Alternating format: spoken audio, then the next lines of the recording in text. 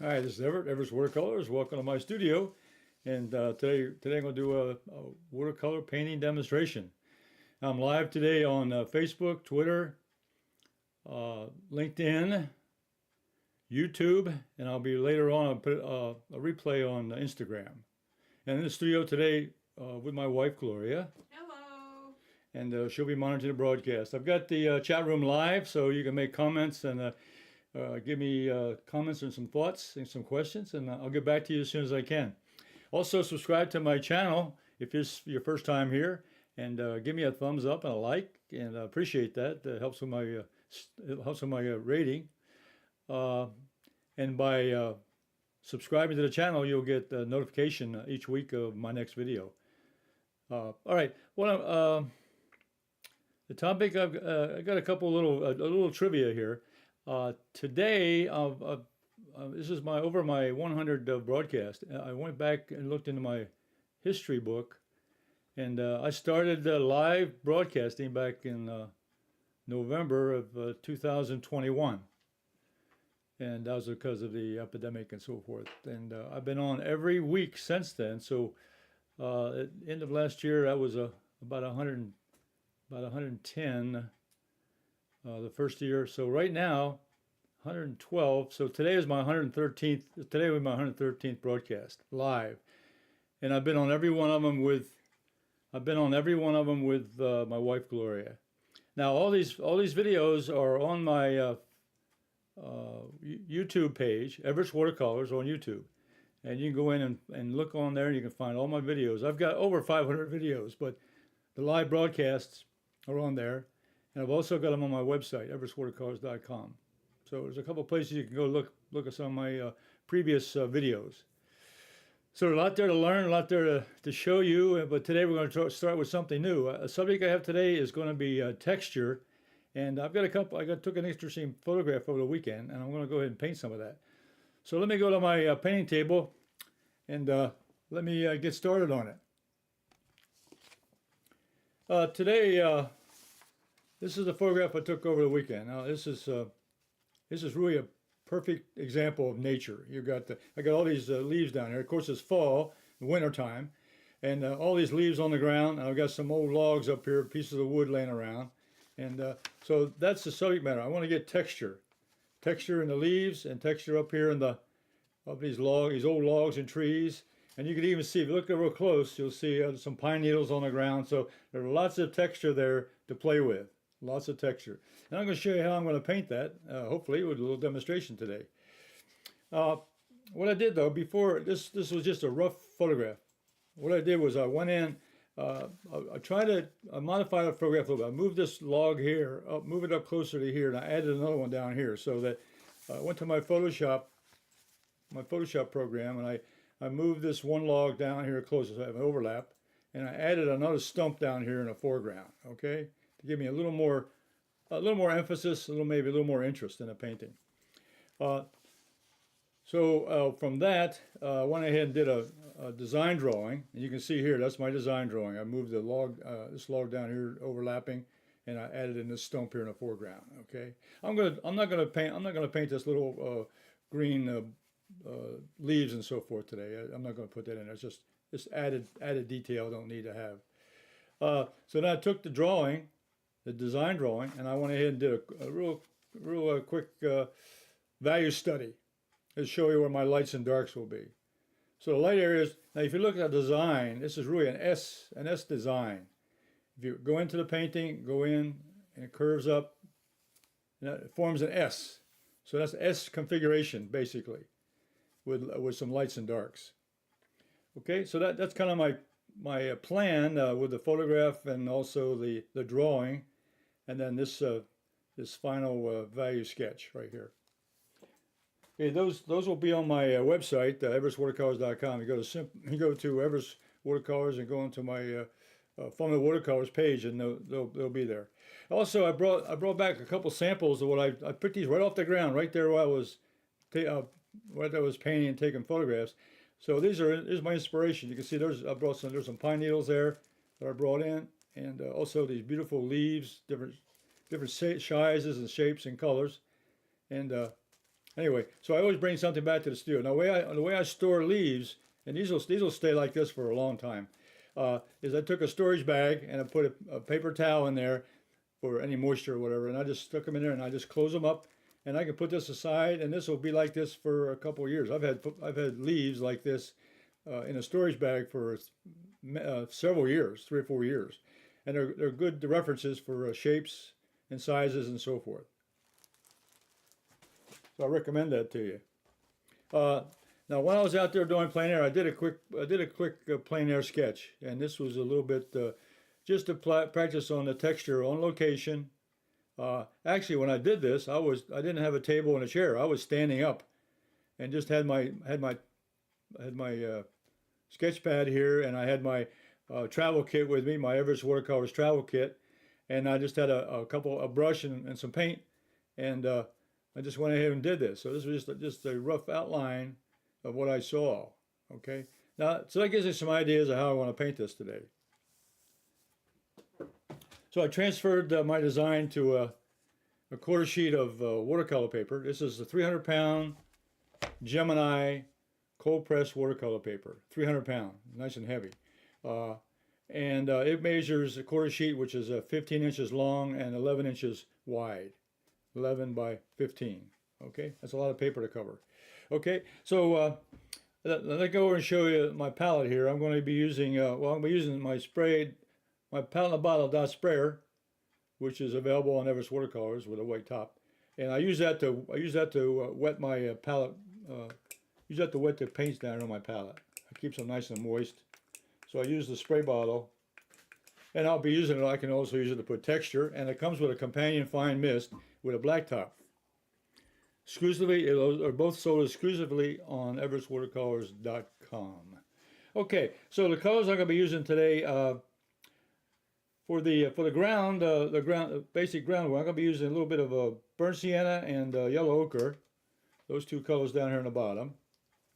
And then I've also, for the leaves and so forth, I'll be using a little bit, maybe some orange. I'll add the Pyrrole Red and the permanent yellow 11 to give me an orange color, or using the red by itself. And then up here in the cool, these are the warm colors. Now in the cool colors, I've got Ultramarine Deep up here in the blue, and over here on the side I have Payne's Gray, which will give me a little darker value, a little darker shade of whatever color I'm using. That darkens the shade up. And down here I got a little bit of Chinese white. So what I do here with the Payne's Gray, I can darken the color up, darken the value up of a color I'm working on, or I can lighten it with Chinese white. So those are my darkener and lightener colors that I use to control the value of the color. Okay, or the intensity of the color. Make it duller or lighter or whatever. Okay, so I'm going to put those aside. Let's see, I'll put it down there. Okay, I'm going to be using a couple of brushes, using several brushes. Some rounds, I've got these are Holbein synthetic brushes. This is number 16 round, and this is a number 8 round. I use those for smaller areas. And then for some of the larger areas, I'm going to use the flats. I got a 3/4 and a 1/2 inch flat. These are all synthetic Holbein brushes. They're all on my website, everettswatercolors.com. Okay, so I'm going to get started here. And also, oh, don't forget these. I've got these are the silver brush Ochre. I got the large, medium, and the small. I have all three, and I use all three of them. And those are on my website also, everettswatercolors.com. Okay, so let me get started today. First thing I'm going to do, I'm going to paint the background in, or the what we call it underpainting. And I'm going to start, first of all, in the beginning, let me show you what I'm going to do. I'm going to start with, I'm going to warm and cool. I'm going to be warm, cool, warm colors down here. And as I get further back, it's going to be a cooler. So cool and warm, or warm and cool. So what I'm going to do here is I'm going to wet the paper a little bit. So I use the large Ochre, and I go back in here and I'm going to put a little bit of water down on the paper.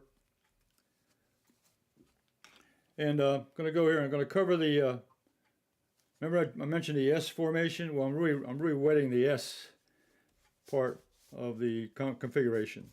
So the configuration is going to have an S curve as far as the format's concerned. And I just chose that because it's interesting. It gives you some direction. It also gives you a little bit of planning steps and so forth. Okay.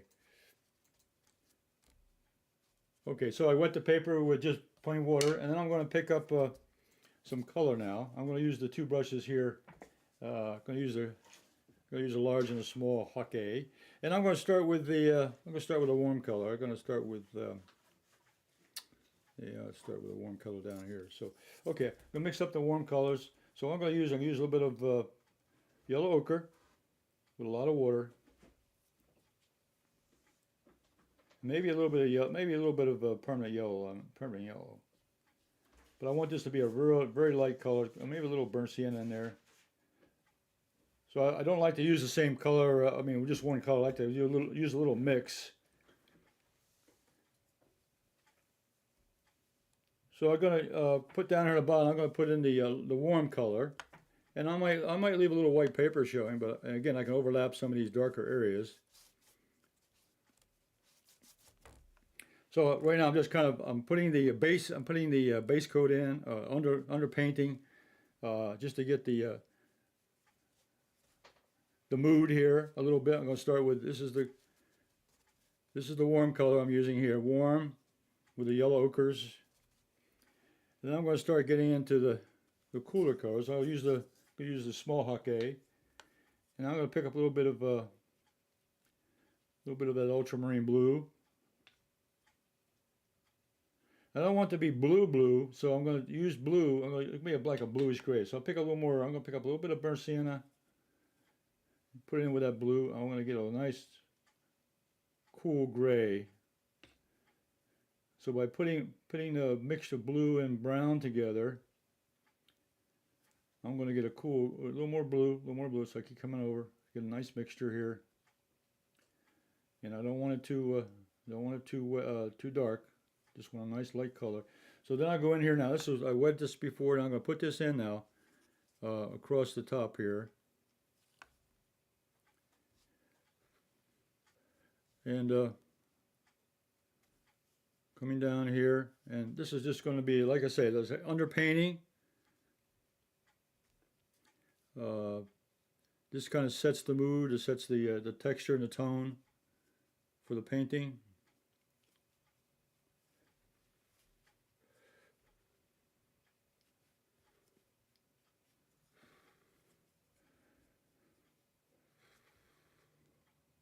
Okay, so that gray, we'll mix a little more blue in there. Look, get that blue. I want to get the blue. So really, the contrast here is cool, warm against cool. The cool color up here is the ultramarine mixed in with a burnt sienna. That gives me a cool gray. And then I've got the warm color with the yellow ochre. Yellow ochre down here, just yellow ochre. I'll put a little more yellow ochre, just to kind of bring it up a little bit. Just a little bit. Because I'm building texture here, so I want lots of different variety of colors. There'll be a little gradation here. I'll start putting a little bit of yellow in with this, so it'll be a gradation here. So your eyes are going to follow here and go up finally into the background behind these logs over here, these fallen trees. Okay, okay. And I thought part of the story here was I put this log in here, this stump here, to show, to kind of complete the story that this is where the main tree was, and then it was cut up into these pieces that fell down in the foreground, or in the middle ground and background. So that was I tried to make a story there that made a little sense. So that's why I added that extra stump in here in the composition. So every painting, every painting I try to make a little story into it. To tell a story about this is a nature path here, but someone has cut this tree down, and it's lying here on the ground. But I got all these wonderful textures of leaves and so forth here, so it really gives it an interesting composition here. So now I'm going to dry this because this is already wet. I can't do anything more with this until I dry it. So I'm going to turn the dryer on and dry this out. So what I've done, I put down two washes on this quarter sheet of paper. I started with the light wash, which was yellow ochre and a little bit of burnt sienna. and a little bit of permanent yellow warm. Give me a warm yellow. Then here in the background, I mixed up a little bit of burnt sienna with ultramarine blue to give me a gray, but also give me a cool gray. With that blue mixture in, it gives me the cool gray. And I'm drying it up a little bit. This is pretty wet.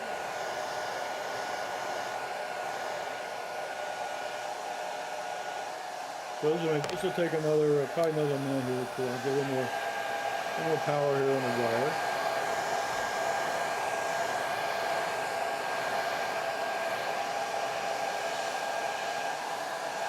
The foreground looks pretty good. Once the shine goes away, I know it's dry. But watch the shine of the paper. If I can see a gloss on it, then I know it's still wet. And then I can touch it with my hands to test it again. As soon as I see that shine go away, I know it's getting pretty well dry.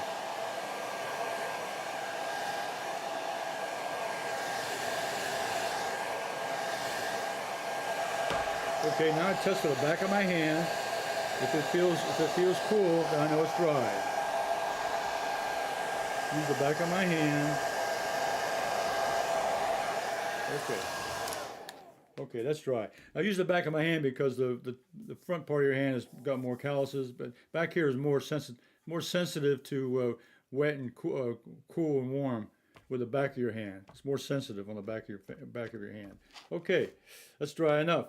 Oh, it is dry. Okay, so let me hold it up here, make sure that next thing I want to do, I think I'm going to paint in I want to cover the rest of the white paper, so I'm going to go ahead and start painting in the logs. So I'm going to change brushes here, and I'm going to use this brush here. I think I'll put the warm. I'm going to go with the warm and blues again, warm and cools. Excuse me, warm and cools.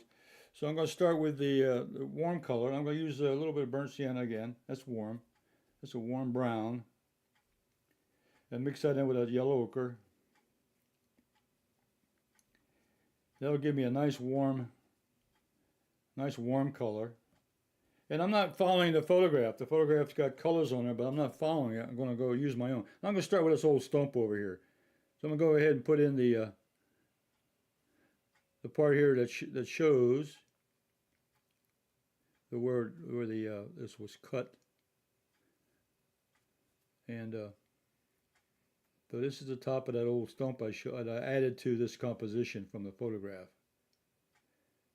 And I just went online and found a photograph. There are photographs online that are free to use, and then go ahead and use it up. So, okay, that one will go there. I'll put that one there, and then I'm going to change the color a little bit. I think what I'll do now is start with this one over here. So I'm going to pump in this one here. Now some of these logs are going to have dark spots to them because they're wet. This was a wet day too. It just rained the night before. So what happened was the leaves were really wet, and it was soft. It was, if you ever walked on a bed of wet leaves or damp leaves, there's no sound at all. There's no cracking. It was just silent, like walking with your slippers on a bedroom carpet. So it was just like a carpet just like a soft carpet when I walked on these, and that was really interesting. There was no noise at all. It was just very quiet, and which I really had a good time with. This was a fun project to work on, to find something in the woods, and also to meditate about it a little bit and think about it, and then paint it and draw it. That's really let's see what I'm going to do. And I'm going to come down here. Let's see, I'm trying to make a decision here now. I'm going to make that one darker. I'm going to make this one. I think I'm going to change I had originally made my plan to make this darker up here, but I'm going to make this one lighter on this side over here, okay? And then I'm going to Now, as I'm doing this, I'm going to pick up another brush, this is a 1/2 inch brush, and I'm going to mix up a little darker brown. So I'm going to take that burnt sienna, I'm going to mix in with a little bit of Payne's gray, and that'll give me a nice dark brown. What I want to do now is I want to go in here now and start putting in that darker brown part of the log, or this fallen part of the trunk that was cut up. Okay, so come over here, I'm going to make a little rough edge over here.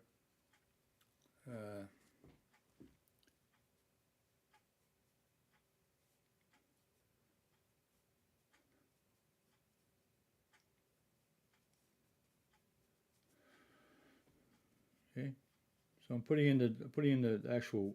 This is a wet log, and this was the part that was, we were looking at not a shadow. The sun wasn't out yet, but it was a little bit darker at the bottom than at the top.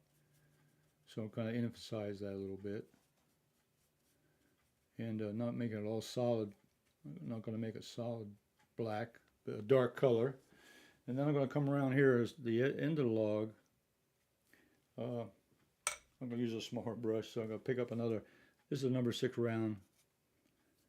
So I'm going to come here and this is the end of the log segment, and I'll go ahead and put that in.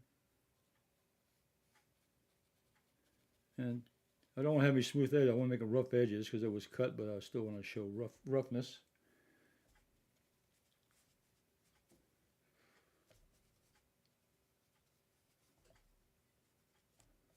Show a little bit of the bark out there. That's the end of the log. And okay, so I'm going to continue on here. I'm going to paint this one. Oh, let's see. I want to get a little bit warmness over here. See the top of these this tree was an old. Looked like an old oak tree. It was what it cut down because there was a lot of oak. There was a lot of oak leaves lying on the ground, so that was kind of a telltale idea of what kind of tree it was. There were a lot of cedar trees around because I had the pine needles and things like that, so I picked those up. There were a lot of pine needles and pine trees around, but there were also a couple of big old oaks there, so that's what this one was, a big old oak. And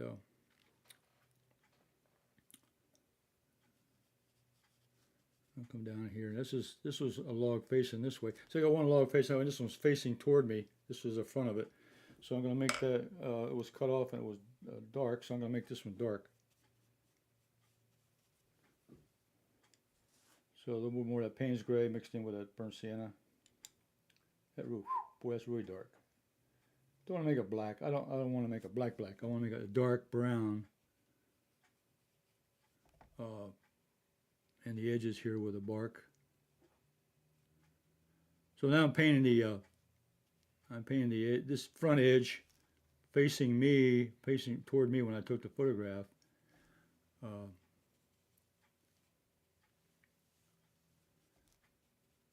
So I got these logs are facing all different ways, and I try. That kind of makes a nice variety. I got them all facing different ways, so they're not all the same.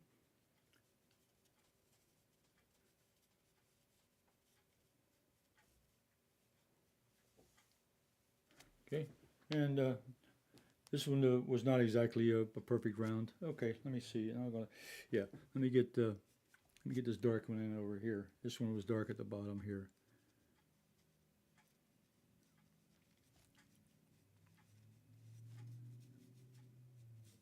This was facing the other way. So I tried. The photograph worked out pretty well. I really it was like setting up a still life. Your way you set up a still life is you can move things around, but here I had to use the elements that were located as I saw them. But I moved my camera around and I moved my position around so I could get a good shot of different angles on these particular subjects. So, you know, taking one photograph, and or maybe two or three, but you want to move around the subject matter if you're taking photographs outside. And not just take one photograph. And also you want to look at it in terms of, if you're going to do a painting, you want to look at it in terms of your art, of art aspects, the size, the shape, angles, and so forth.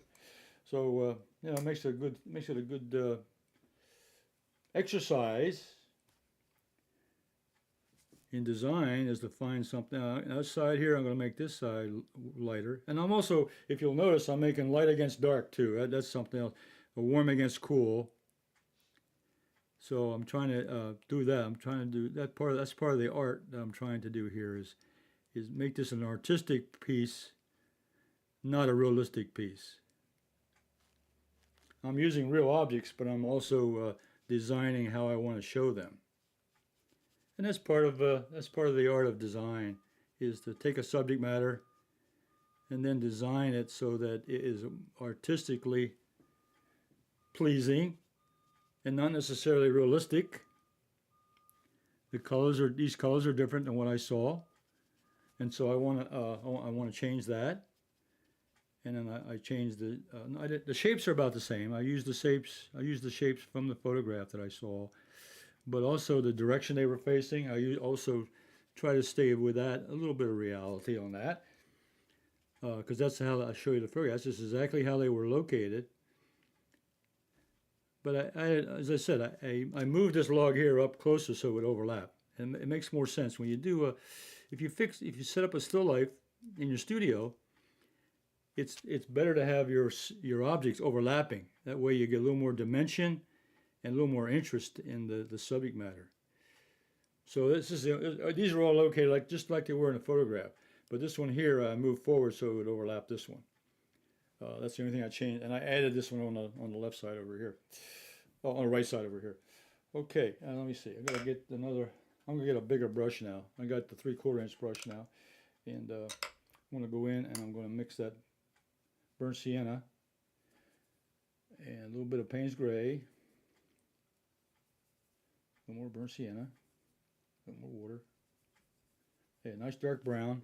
Okay, now I'm going to go in and paint this. This is the end. This is the end of this particular part of the log. I'm going to get more. This is a bigger spot. A little more black in there. A little more Payne's gray. Make it a little darker. Okay. And I can move the brush, make a little more. I can make a little texture look just by dragging the brush a little bit, and also getting the edges here. And I'll go back in at the end and touch up some of this, but also leaving some white spaces is not a bad idea. It gives a little interest, a little sparkle in the painting sometimes. You don't want to overdo that, but a little white paper showing is not a bad idea. You just don't want to overdo it.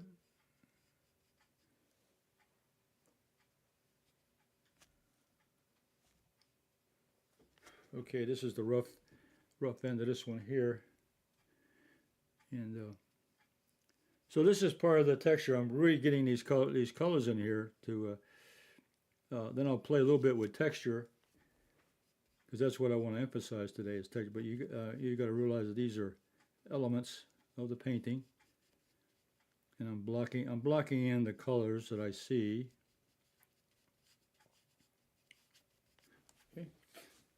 I got this one more log over here. This is the stump that was on the ground, and this is the one I added to the photograph. This one I added, and I found this photograph online. All I did was just search for tree trunks or tree stumps, and you'll find hundreds of thousands of them, all different sizes and shapes. But this one I wanted to have in a certain size and direction, because it's moving toward the area I want your eye to go to. So you choose objects that work in the painting, hopefully, that help tell a story. So this is where the old tree was, and then the parts of the tree that was cut down is lying around. So I think that completes the story. I found this wonderful place, quiet, peaceful, silence, just lying there waiting to be painted, just waiting to be painted. That's what I thought about, just waiting to be painted. All right. Okay, now one last area over here is this big old tree on the left, the one that kind of enters into the painting. And this one here, just, oh, too much black, get more brown in there. Okay, okay, and I can just drag the brush down here, get some rough edge.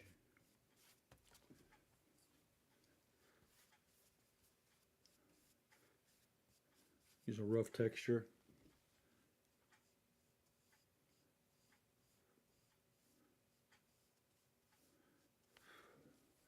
And see, here I'm putting dark against light to show off the color. And that was my plan, of dark against light.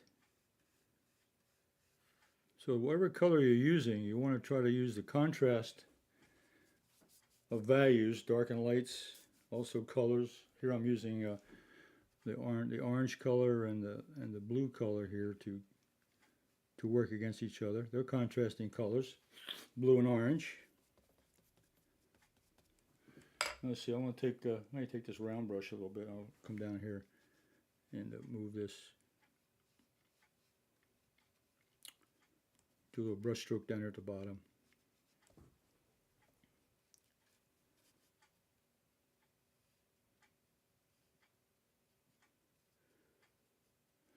The roots down here. Now what I can do now is I can take I'll take a credit card and I can scrape in some marks here.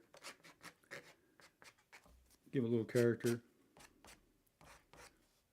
Now this one here I can really put in some scrapes, some marks here in this bark.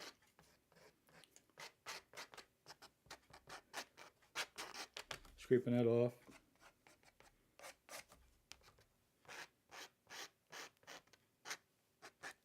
So one way of doing texture is this scraping technique. Okay, the next thing I want to do is there's a couple trees here in the background. Just put them in real quick. These were just trees back here. I got to get this color in here too. All right, let me get that in. All right, let me get the light color first. Now this one's further back, so it's a little bit duller, but I'm going to have it's not exactly the lightest color, but it's going to be. It's going to have that light. It's going to have that contrasting orangey color on top. And then I'm going to come in with the darker color.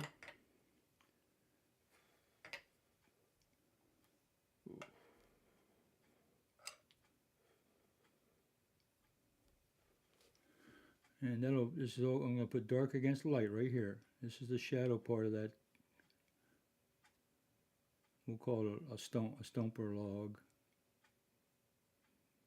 Part of the tree if it was cut down. That's the dark against light.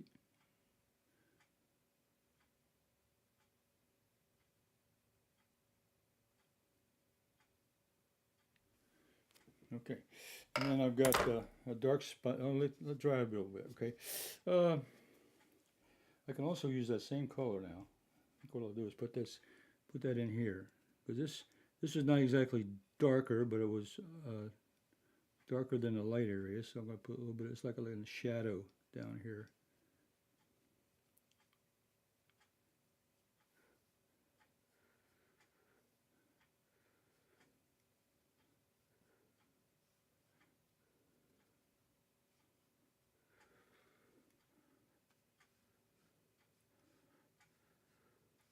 Put some texture lines in here.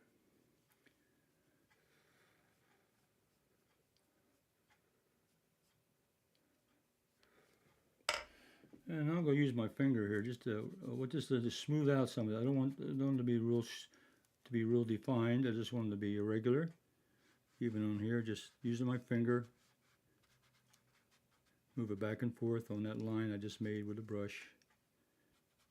Give a little bit of irregularity, roughness of the bark. Give a little bit of roughness down here also. Okay, all right, I think what I'll do now, let me dry that. That's all for wet, so let me dry that out. I can do one more over here. There's a dark edge over here. I'm using a small brush again. This is a number 6 round. Into this log over here. A little bit of dark against light.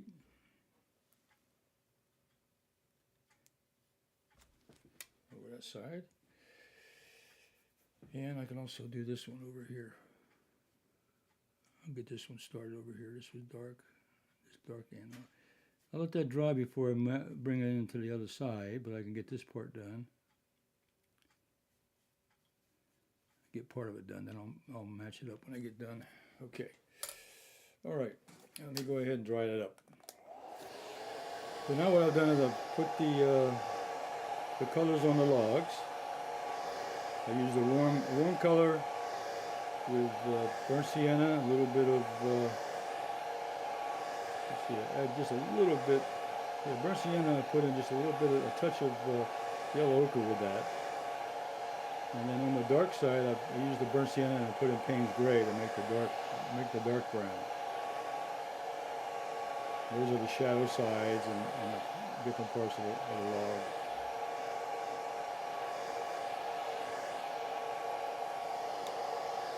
This one over here, I did good.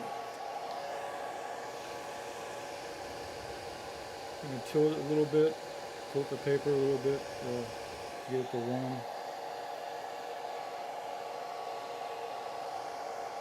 Just irregular marks.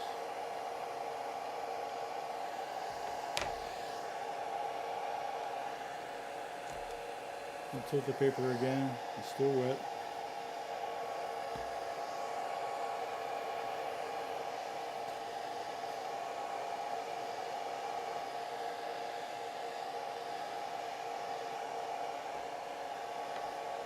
Okay, once I start seeing the shine go away, then I can leave it alone for a minute. Okay, well, I'm going to start getting some texture down here on the on my pathway. What I'm going to use now, this is an old, this is a 1/2 inch bristle brush, which you can buy in any hardware store, very inexpensive, but it makes a nice mark on the paper, and I'm going to use that. And I'm going to mix up a little bit of burnt sienna. So here's where my multicolors come in now. I'll just take the end of the brush. I'm just going to push it into the paper, and I'm going to get some irregular marks.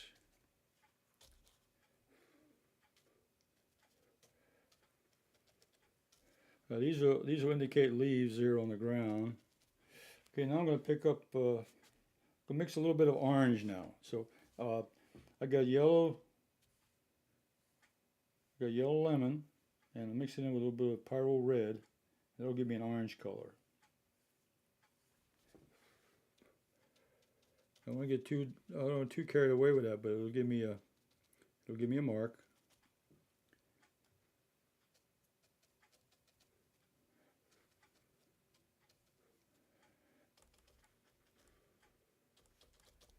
So I can go ahead and just stamp these in. I'm using a stamping motion. And I'll mix a little bit more of that orange and red, or yellow and red, to get me an orange. Even back in here. Now I'm also looking at sizes. These leaves here in the foreground will be a little bit larger. A little bit larger shape, and then the ones here are kind of middle shape, right, and middle size back in here. I'm going further back into the background, and as I go back here, they're just going to be very small shapes, and they'll be muted also. They won't be as bright as the ones in the foreground here.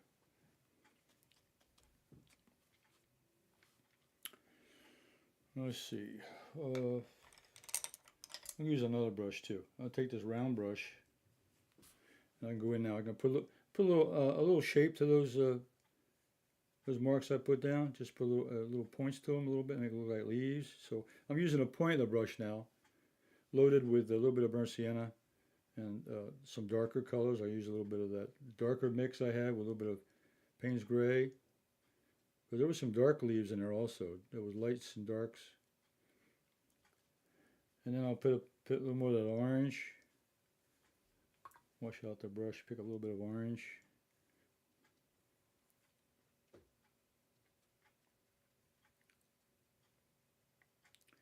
So now I'm just making marks on the paper.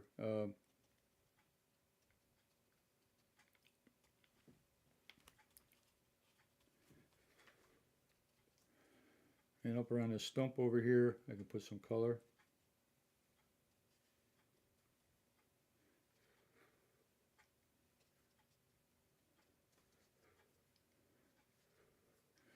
This stump over here needs a little color next to it.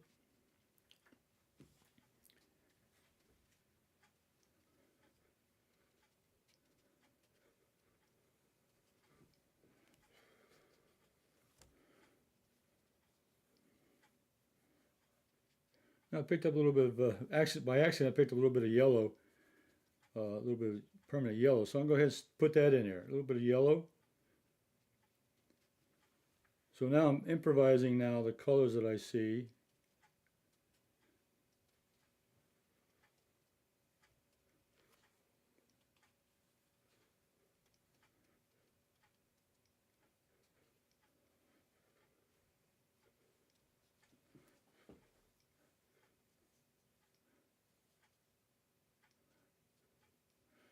So just putting in shapes, putting in color, putting in shapes.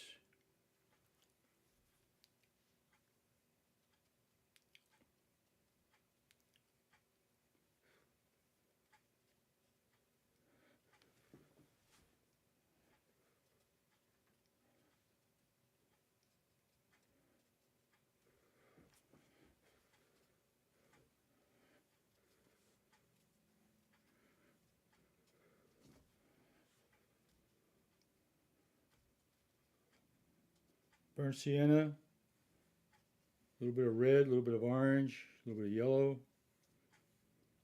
a little bit of brown, a little bit of darker color, a little bit of mixed in a little bit of that dark brown.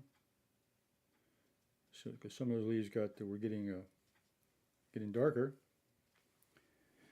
And now I think I'll make sure I overlap some now. I'm going to overlap some of these leaves now, kind of bring them together a little bit. Because there was quite a mixture out there. Now I've got them pretty well spread. Now I'm going to try to maybe bring them together just slightly. Take out some of that white or light paper behind.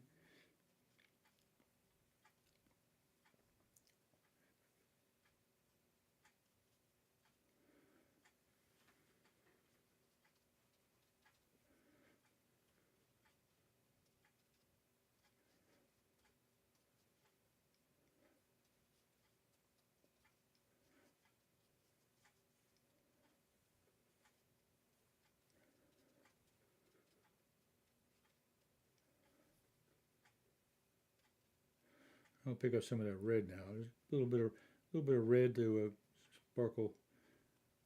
Put some red in it with that brown, and red in with that yellow to get some of that fall color.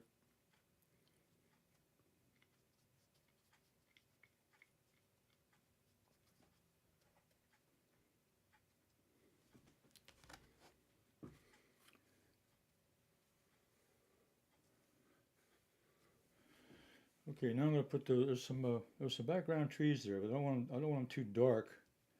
So I'm going to kind of mute this gray down a little bit and put in some background trees. So we're a background tree here behind this log, and I got it overlapping a little bit, so that they come together, so that the the tree doesn't stand alone. It has a supporting element there with that that log in front of it or by it. And this one here will be by itself. Over there. Then I'll put another one out here on this side. Using that gray mix with a little bit of brown in it. A little, not necessarily a green, not necessarily a tree color, but just a color that's muted back there. Okay, all right. Okay, I'm going to dry this up a little bit. I got wet paint on there, so let me dry it.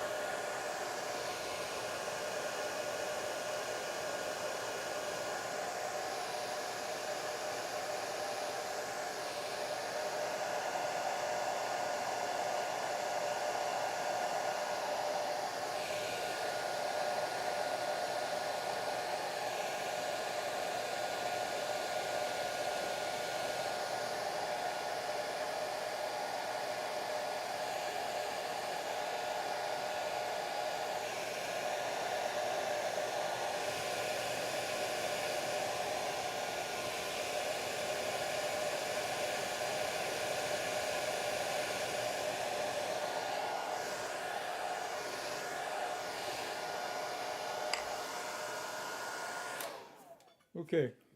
All right. Well, I added some more texture in there. I added a little more, background, very faint colors back there because it wasn't that bright in the background. Now, what I'm going to do, one last sweep here. What I'm going to do is I'm going to mix up a light gray color up here with this blue and brown.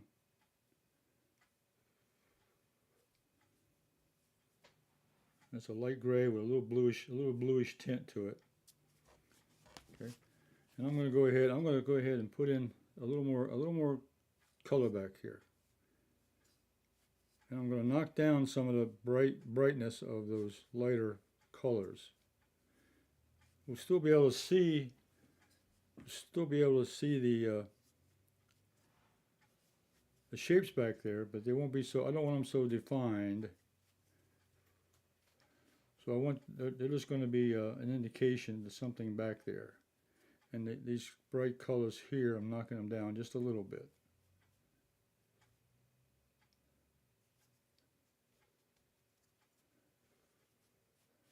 And off to the sides here. I don't need all that brightness over here, okay? And down here at the bottom I can knock down a little bit.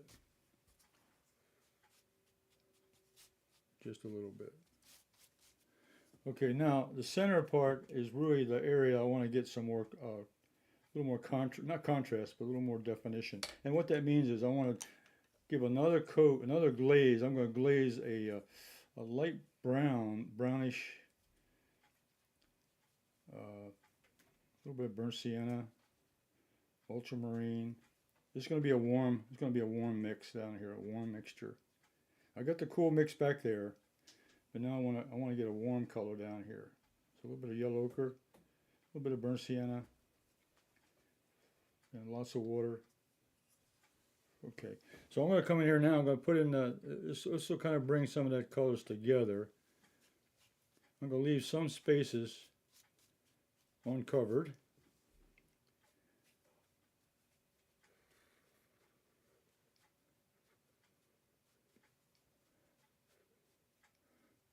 More or less little highlights and so forth in there. Good.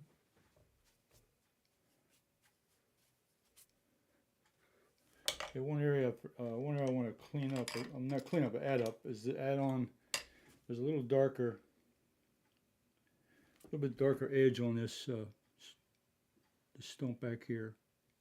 This section here has got a dark edge on it. Okay. Okay. And this edge here, a little more in shadow here because it's below. Make it a little darker. A little more contrast here.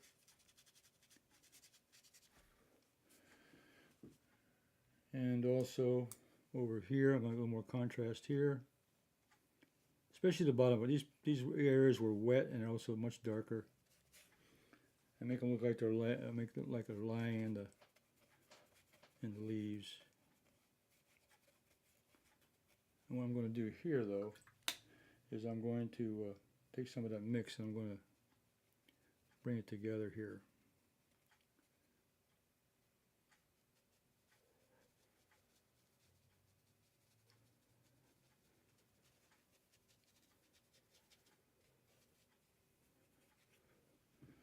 And this area here has to be a little bit darker.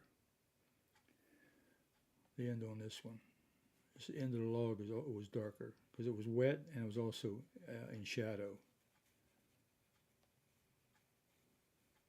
Emphasize the edge of that log a little bit, get a little definition to that log. And this log here was the predominant one here in the front. So I'm going to put a little more color in that.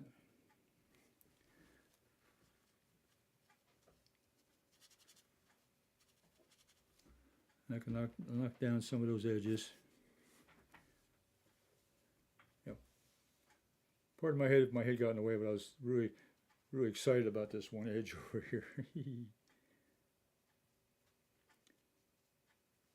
Roughness of that bark right there. And then I'll get a bigger brush now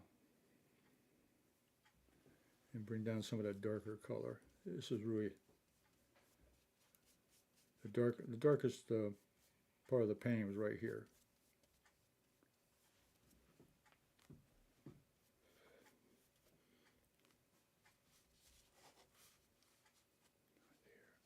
Not me.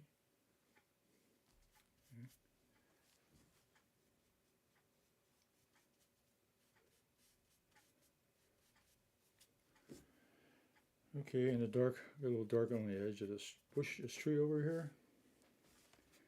So right now I'm just kind of adding a little accents here, a little darkness. This tree stump here was a little bit darker because it was in shadow, a little bit shadow. It was also wet.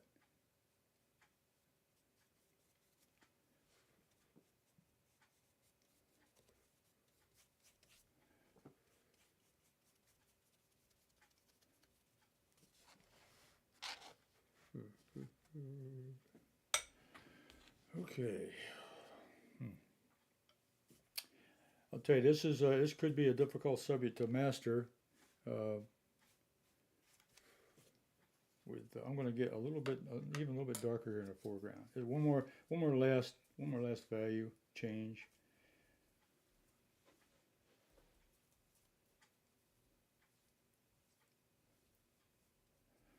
I'll mix a little more of that burnt sienna and a little bit of Payne's gray, just to give it slightly darker value, slightly darker. Now go in here now and put that in there, kind of darken this front ground up a little, just a little bit more, give me more contrast.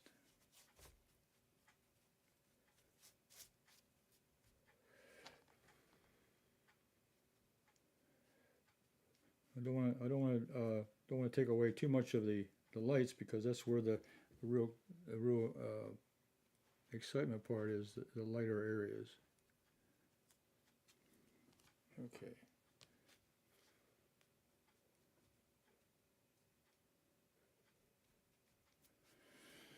And what I also do, the last thing I will do here is let me dry it. I gotta dry it one more time.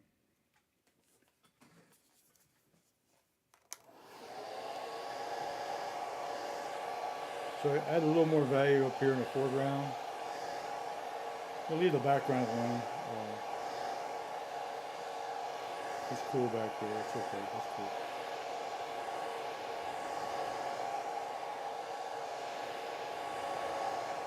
So I got a cool background and a warm foreground.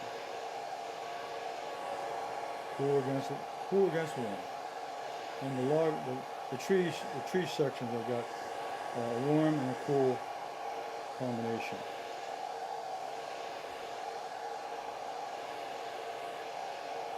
I'm waiting for the glistening to go away. Okay, the shine went away. Okay, now one last touch, and what I'm going to do now is I'm going to take a little bit of that Chinese white, and I'm going to go in here now. Now, what this will do is this will give you a little white value on some of these leaves.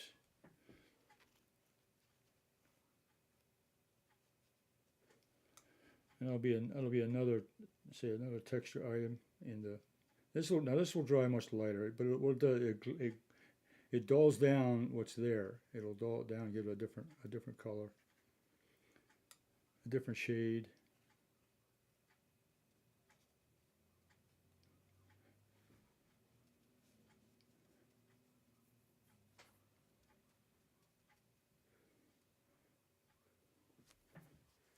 I'll use my finger to do. I can smudge it up just a little bit more.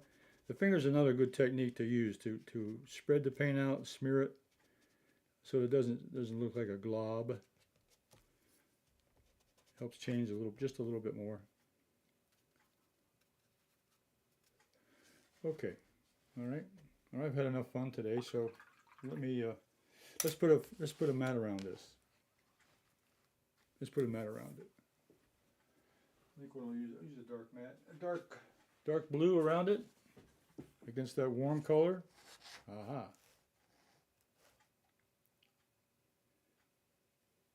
Okay. Although there's my nature's texture painting, nature's textures, which was the logs, fallen down logs, and the leaves on the ground. Okay. And I think. I did a quick color. I did a quick one here in the studio. This I just kind of played around with it for the colors and so forth. But it's pretty faint.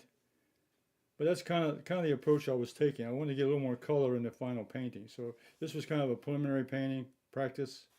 I got a little bit brighter colors here in the actual logs and so forth. Okay. And then when you play with texture, you can go ahead and just use the thing I left here. Oh yeah, I left one item out. I want to show you how I did that. This is important also. On the pine needles, what I did here was I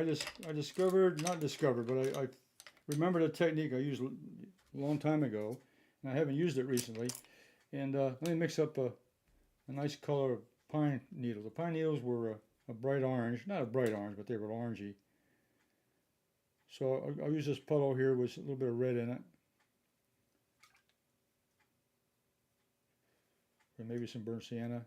Okay, like a brownish orange with a little bit of highlight red. Okay, so and what I do is I take a piece of cardstock. This is a watercolor paper, and I cut it up in little pieces like this. And I can take the edge of it and stamp it into the puddle, and I can come back here now and I can do those pine needles. That was too wet. That's too wet. Go in there where it's a little bit drier.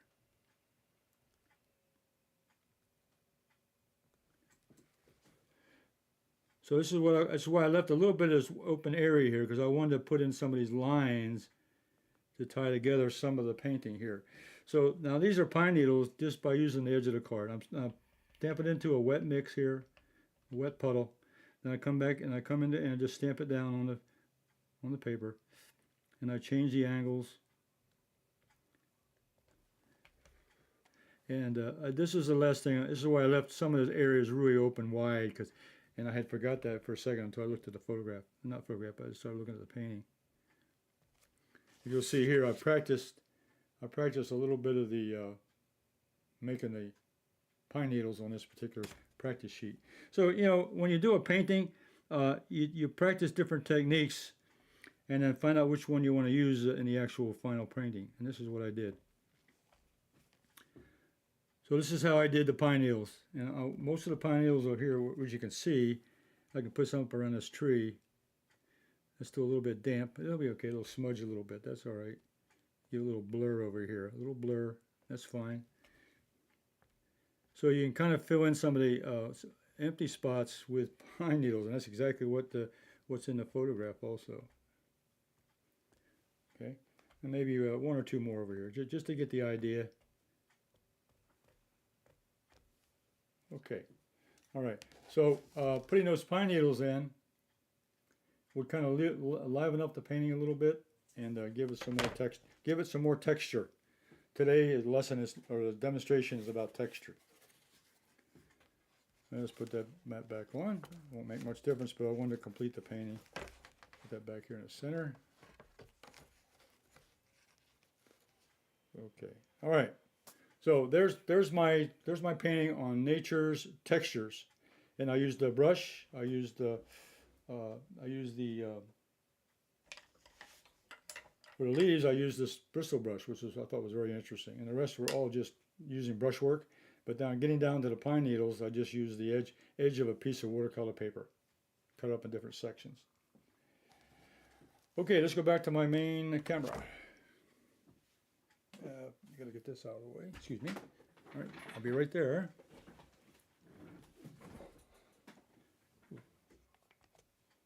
Okay, another fun day at Everett Watercolors. Actually, painting the texture is really kind of a wild opening to do anything. You can do anything. You can splatter, you can spray, you can use brushwork, use sponges. So there's all kinds of things you can use to capture texture. I just try to keep it simple with a little bit of brushwork. I did some scraping here on the tree, but the last technique I showed was using a piece of watercolor edge paper and just picking up the paint out of the palette and then stamping it on the paper and to show the actual design of possibly a pine needle.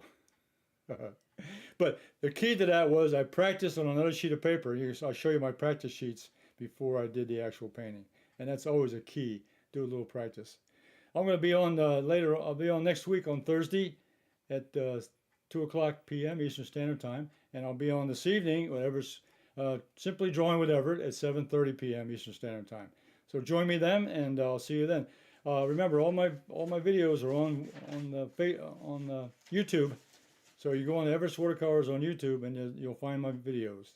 Okay, so until next week, you should all stay safe, and this is the end of another painting session. So until then,